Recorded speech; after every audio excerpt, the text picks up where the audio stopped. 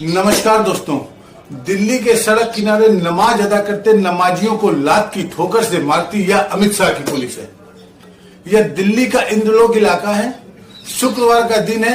मस्जिद पूरी तरह से फुल थी। सजदा करने वाले सड़क के किनारे नमाज अदा करने लगे।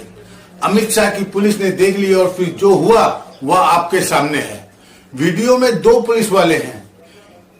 एक पुलिस पीछे वाली पंक्ति में बैठे एक नमाज अदा करते हुए व्यक्ति को इतनी जोर से लात की ठोकर मारता है कि नमाजी लड़खड़ा जाता है।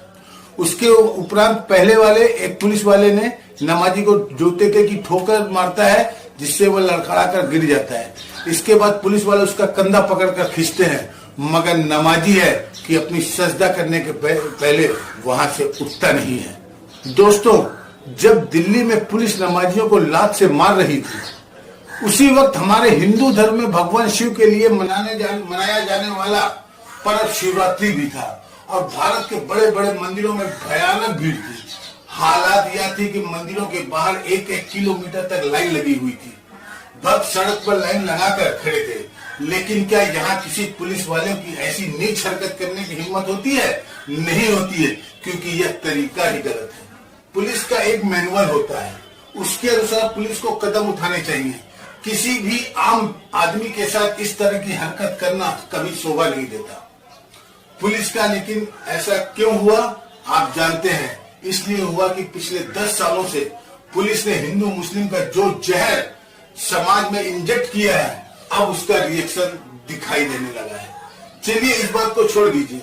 एयरपोर्ट अथॉरिटी ऑफ इंडिया का रूल है कि प्लेन के भीतर पैसेंजर्स भी कामों का अंजाम नहीं दे सकते, चाहे वो नमाज हो चाहे वो पूजा हो। लेकिन ये देखिए, फ्लाइट अयोध्या जा रही है और इस फ्लाइट में जय श्री राम के नारे लग रहे हैं। कोई एक्शन हुआ क्या? कोई एक्शन नहीं हुआ। यह दूसरी फ्लाइट देखिए, इसमें राम आएंगे भजन पर सब झूम रहे हैं। क्यों? क्या इनके लिए कोई कानून नहीं है? है दोस्तों, कानून है, लेकिन इन लोगों को ऐसा करना बीजेपी के एजेंडे को सूट करता है। इसलिए भारत की सरकार ऐसे होने देती है। भारत में अगर विमान कंपनियों को विमान उड़ाने हैं, ईडी सीबीआई से बचे रहना है, तो उनको ऐसा करने देना पड़ेगा। दोस्तों, क्या आप ऐसा कल्पना कर सकते हैं कि भारत से मक्का मदीना के लिए उड़ाने वाली फ्लाइट में अगर नमाज का वक्त हो जाए तो क्या नमाज पढ़ते हुए जाया जा सकता है? नहीं जाया जा सकता है।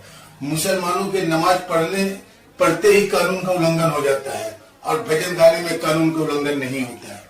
10 साल में भारतीय जनता पार्टी, जी हाँ दोस्तों, 10 साल में भारतीय जनता पार्टी सिर्फ लोगों में ही नफरत नहीं भरी, सिर्फ लोगों को ही नफरत के इंजेक्शन इंजेक्ट नहीं किया, बल्कि भारत के संस्थाओं को भी जहरीला बना दिया है। इसलिए पुलिस वालों की हिम्मत नमाज पढ़ते लोगों को लात मारने की हो गई। इसलिए जयपुर मुंबई सुपरफास्ट एक्सप्रेस में आरपीएफ कांस्टेबल चेतन सिंह ने नाम पूछकर 2 मुसलमानों को गोली मार दी थी। दोस्तों, दिल्ली के इंद्रलोक इलाके में जहां नमाजियों को लात से मारा गया था, इलाका मोदी के घर के पास ही है, संसद से भी पास है, राष्ट्रपति गृह मंत्री पूरी सरकार यहीं से कुछ दूरी पे है। लेकिन धार्मिक आधार पर भारत देश की राजधानी की पुलिस मुस्लिमों के साथ ऐसा व्यवहार करती है।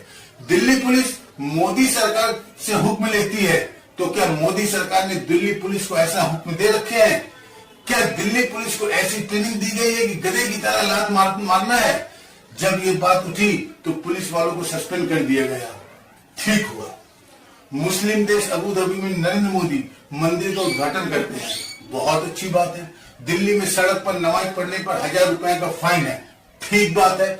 अगर मस्जिद में भीड़ है और लोग सड़क पर नमाज पढ़ रहे हैं तो पुलिस को फाइन लेना चाहिए, जो दंड है वो दंड देना चाहिए। लेकिन प्रार्थना कर रहे व्यक्ति को शैतान भी लात नहीं मारता, मगर दिल्ली की और मोदी सरकार की यह पुलिस उन्हें भी लात मारती है।